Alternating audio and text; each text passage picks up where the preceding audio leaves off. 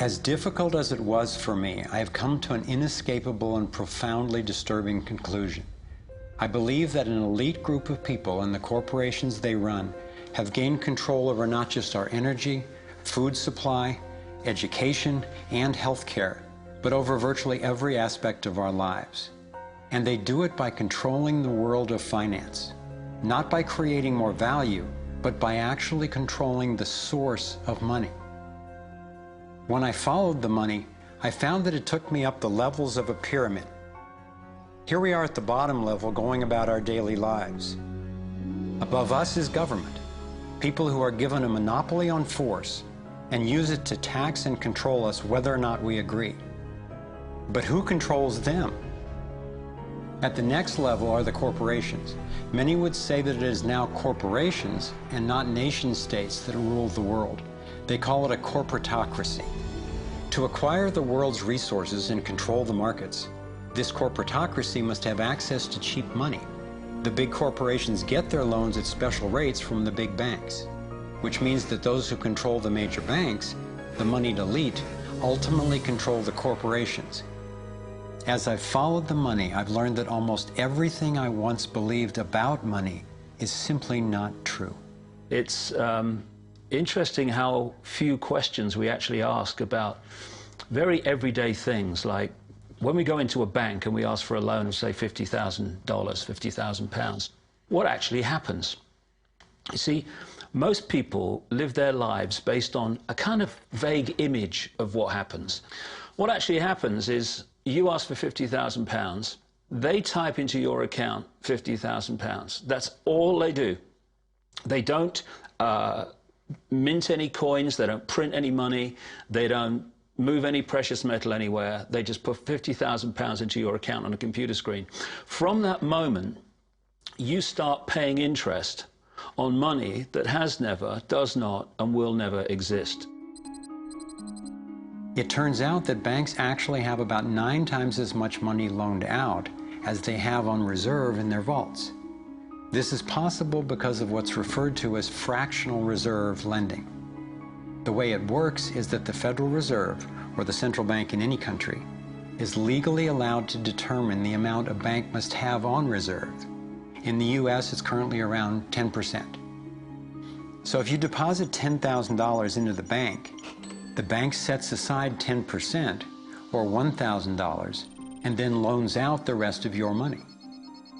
The way it works is, say another person comes into the bank and asks for a car loan of $9,000. At this moment, the bank loans out the $9,000 from your original deposit. It isn't there anymore. The borrower then pays the person selling the car, and they go deposit the money into another bank, which is part of the same central banking system. This $9,000 is treated as a new deposit, and the process continues.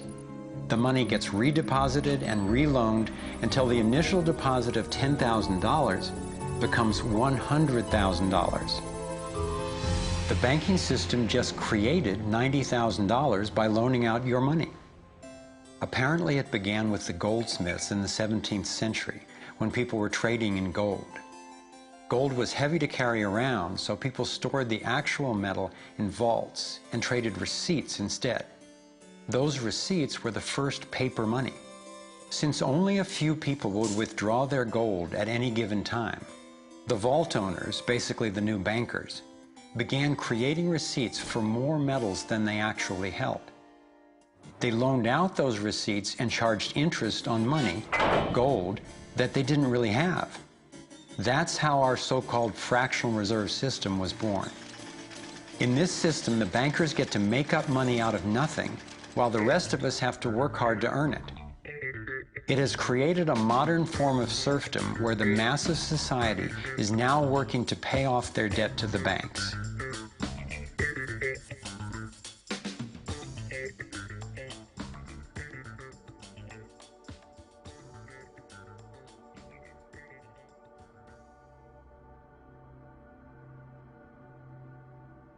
So we've got the Federal Reserve, a privately owned corporation with a monopoly on creating money, but with no accountability, backed up by a government with a monopoly on force. The country got sold on the Fed as an institution that would help stabilize the economy and remain independent of politics. But in fact, in close to a century of existence, the Federal Reserve has done just the opposite. Since they took charge, we've been robbed through inflation, and the purchasing power of the dollar has declined more than 96%. And the wealth gap makes it clear most of the money is going to a very few.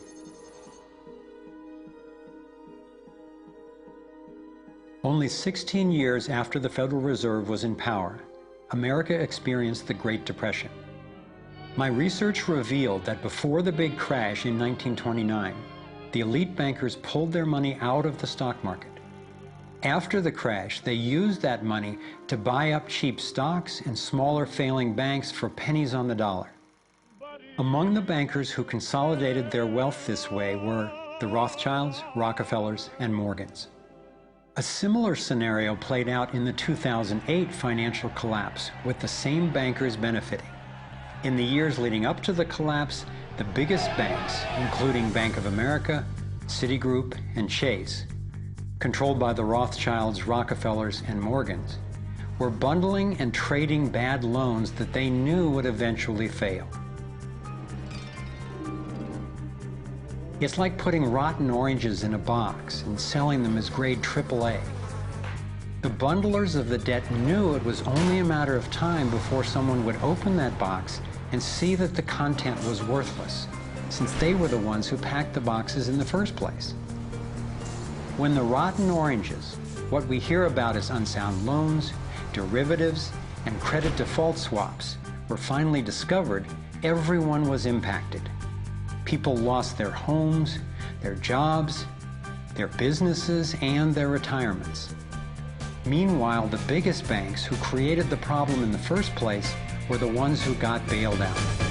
Why's that?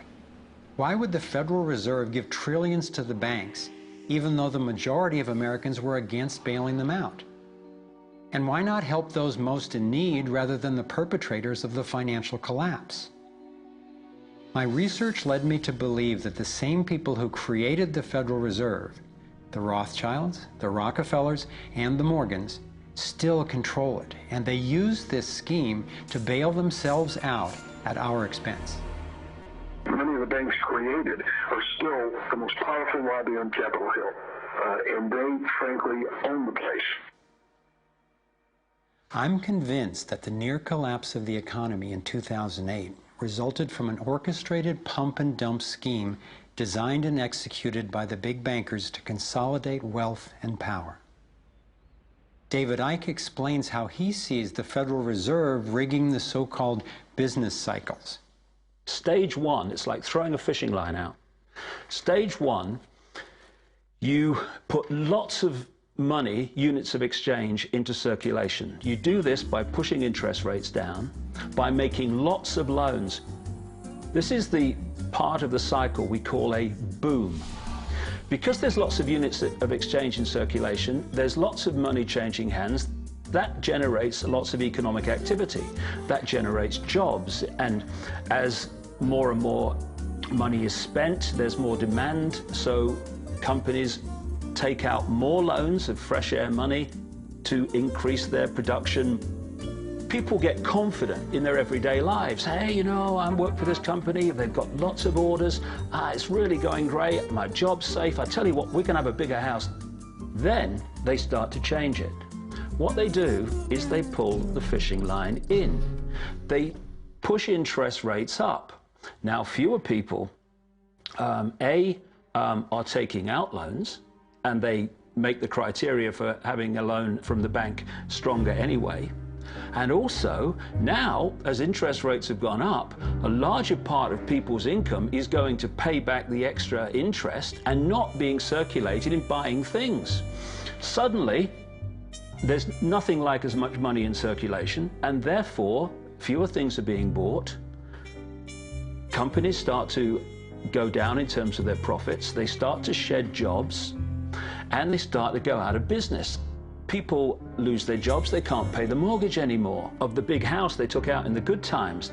Now what the banks are doing is starting to reel the fishing line in, because as they go bankrupt, companies and individuals, the banks get the real wealth, the property, the land, the resources that they had signed to them for lending merely figures on a screen. Now, this economic cycle of fishing line out, fishing line back, lots of units in circulation, pull them in, has been going on for centuries.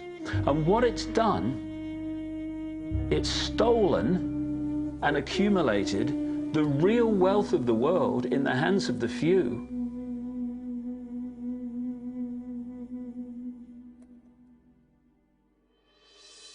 At the international level, central bankers use the World Bank and the International Monetary Fund to make more money while exploiting the resources of countries they lend to, bankrupting them in the process. The central bank of central banks is the Rothschild-created Bank for International Settlements. The elite are positioning themselves to control access to virtually everything we need to survive. No matter where you go in the world, the money is controlled by the banking system. They decide if people eat or if they don't eat. Who's a billionaire and who lives on less than $1 a day? He who controls the money controls the world, and a very few control the money.